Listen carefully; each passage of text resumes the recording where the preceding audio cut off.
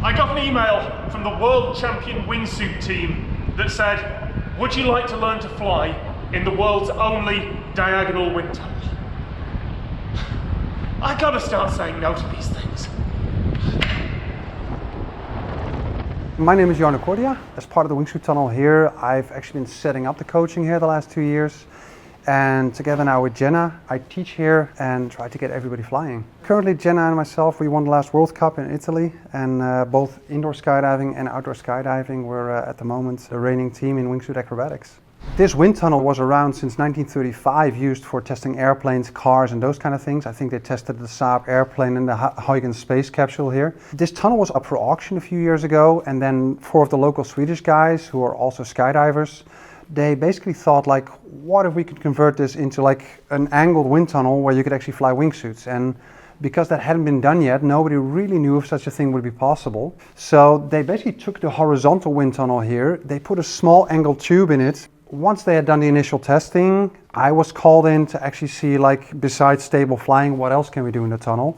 When that was all like a big success, they raised the money and actually built this amazing machine. Now it's essentially an angled tube that is on a pivot point, and that can actually rotate the tunnel up and down with a piston. I would say in terms of physical workout for like a beginner, it's insanely heavy, and that is mainly because in the beginning you're not flying super efficient, so you're using a lot of muscle tension, you're tending to bend the arm, which creates a round wing that really creates drag on your body. In the beginning, maybe 40 minutes a day is the max, and then people really feel like they ran 3 marathons. I currently have the world record, which is definitely the most boring thing I ever did, but somehow the most watched thing, and it's flying 6.5 hours non-stop in the tunnel without touching the floor, walls or anything.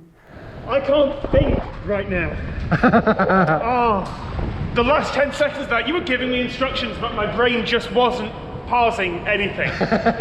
What we start with is this cable system, where essentially you're on 2 pulleys that are on the ceiling that allow you to move around, but they don't allow you to actually get close to the walls.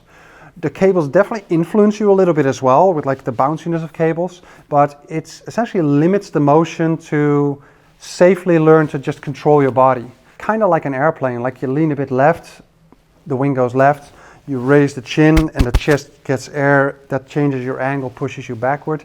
With those kind of motions, you need to really learn to fly.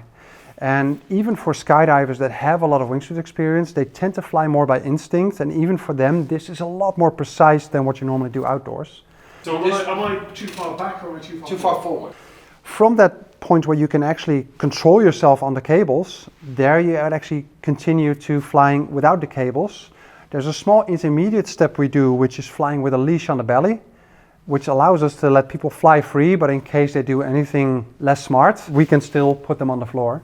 The difference between flying in the tunnel and flying in the air is definitely the lack of space. So in the air, if you're learning to fly and you're essentially all over the place, that is not an issue. In the tunnel, if you're all over the place, you can be all over the place for about 2 meters and then the wall stops you. Another thing that is definitely a difference is your reflexes that you have from the ground. Like if you're flying on your back and you're falling backwards, we tend to put our butt down to cushion our fall, which of course in the sky you would never do. And definitely the walls and the floor, they introduce these reflexes that we've trained over the years to put your arms in front of you or to the side, that in flying don't have the best effect.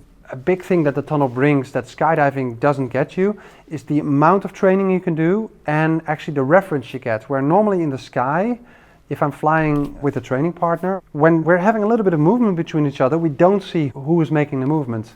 In the tunnel, because you have a static reference, you see every little move. So you learn so much faster because this gives you so much more feedback in terms of what you're doing. Once they show that they can fly well with the belly leash, that comes off as well, and then you're flying fully free. And then from there, it's quite a rapid progression to learning to fly on your back and then actually learning to do the transitions, carving around the tunnel.